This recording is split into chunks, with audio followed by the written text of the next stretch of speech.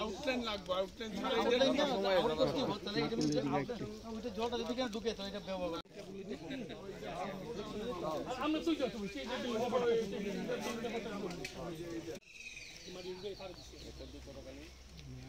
দাদা দাঁড়ালে জল দিয়েন দাদা হাত দিয়েন দাদা বল দাদা আপনি কোন জিতটা বল বল হ্যাঁ এই মোবাইল সরান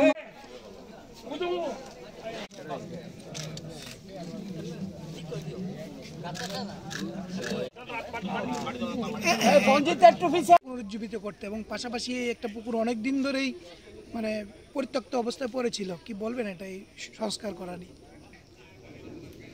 আমাদের আগরতলা পৌর নিগম আমাদের ভারতীয় জনতা পার্টির নেতৃত্বে গঠিত হওয়ার পর, বিশেষ করে 2018 সরকার আসার পর সারা রাজ্যের উন্নয়নের সঙ্গে আগরতলা শহরেও সার্বিক উন্নয়নের দিকে আমরা লক্ষ্য রেখে কাজ শুরু করেছিলাম। তখন আমাদের কাছে যে পরিত্যক্ত পুকুরগুলি ছিল, রাস্তাঘাট, নিকাশি ব্যবস্থা, আলো ব্যবস্থা, পাশাপাশি পরিত্যক্ত পুকুরগুলিকে সংস্কার করে তাদের ব্যবহারযোগ্য করে মানুষের কাছে সৌন্দর্যের মাধ্যমে তুলে দেওয়ার কাজ আমরা হাতে নিয়েছিলাম। তো আগরতলা শহরে অনেকগুলি পরিত্যক্ত পুকুর অলরেডি আমরা কাজ শেষ করেছি এবং বিউটিফিকেশনের মাধ্যমে মানুষ ব্যবহারও করছে। আজকে আগরতলা পৌর নিগমের 46 নম্বর ওয়ার্ড অন্তর্গত আমাদের এগ্রিকালচার অফিস এবং ফুড গোডাউনের পিছনে যে পুকুরটা দীর্ঘদিন সংস্কার অভাবে ছিল, পরিবেশ এখানে বলবো যে নষ্ট হয়ে গিয়েছিল। যাই হোক, এই এলাকার মানুষের দাবি এবং প্রত্যাশা ছিল যে এই কাজটা করার জন্য আমাদের যিনি কর্পোরেটরই ও আমার সাথী প্রশ্নজিৎ মহোদয় উদ্যোগ গ্রহণ করেছেন।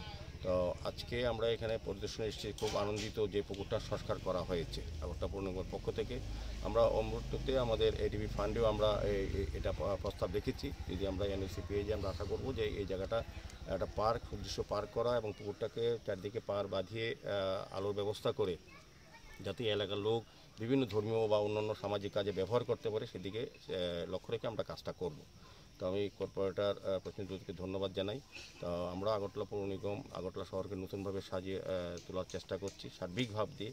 তো আজকে এখানে মা গঙ্গা পুজোর আহ্বান করা হয়েছে, মা গঙ্গাকেও যেহেতু পুকুর সংস্কার করা হয়েছে, তো আমার আশা থাকবে মা গঙ্গার আশীর্বাদ আমরা সবাই সমস্ত পাপ যা আছে এই এলাকার সমস্ত আগে যেটা হয়েছিল সেগুলি সব দূষিত হয়ে নতুনভাবে আমাদের পৌর নিগমের যারা কর্পোরেটররা আছেন তারা দায়িত্বে কাজ করবেন। আমাদের সঙ্গে আমাদের বিধায়িকা মীনারানী সরকার মহোদয়া আছেন, আমাদের মার্কেটের চেয়ারম্যান অভিজিৎ দেব আছেন, আমাদের এগ্রিকালচার যিনি চেয়ারম্যান যিনি আছেন, প্রাক্তন মন্ত্রী জওহর শাহ আছেন, আমাদের এমআইসি মেম্বার বাপি দাস, আমাদের south zonal chairman Abhijit Mallick মহোদয়, আমাদের বিভিন্ন কর্পোরেটর সবিতা কর, উপবাদ্য এবং অঞ্জনা দাস সহ বাপি দাস সহ এবং এখানে যারা নেতৃবৃন্দরা প্রত্যেকেই এই এলাকার যারা এই পুকুর নিয়ে চিন্তা ভাবনা করেছিলেন, যারা উদ্যোগ গ্রহণ করেছিলেন, আমি প্রত্যেকেই আগরতলা শহরবাসীর পক্ষ থেকে অনেক অনেক ধন্যবাদ শুভেচ্ছা জানাই।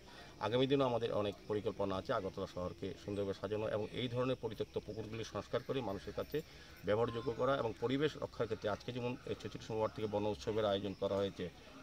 মেইন হচ্ছে যে পরিবেশের ভারসাম্য রক্ষা করতে গেলে গাছ একটা বিশেষ জায়গা নিয়েছে। তা আমাদের যশস্বী প্রধানমন্ত্রীও উনি আবেদন রেখেছেন সারা ভারতবাসীর কাছে যাতে একটা গাছ মার নামের এক পেড় মাকে নাম পর থাকা।